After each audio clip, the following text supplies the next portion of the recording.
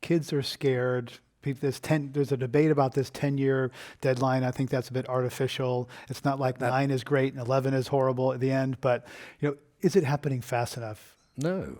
I mean, we should have started a quarter of a century ago, half a century ago.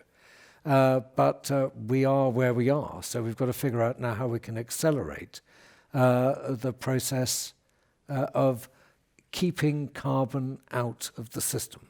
Doesn't mean to say we end fossil fuels. It means we end the carbon coming out of those fuels, and we develop other ways of creating energy. And there are plenty of other enhancements we can make with the existing stack of energy supply options, and there are plenty of things we can do as well, I think, to reduce demand.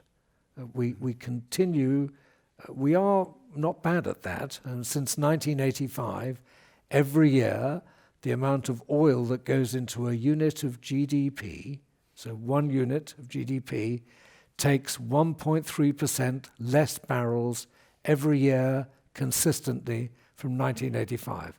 It's absolutely a straight line decline. And we need to do that. We need to accelerate the way, the efficiency, and the conservation. There's no point in saving it and then, it's the old story about, can I save electricity and I'll buy a new refrigerator and I take the old refrigerator, put it in my garage and fill it with beer. It doesn't work. You have to actually get rid of it.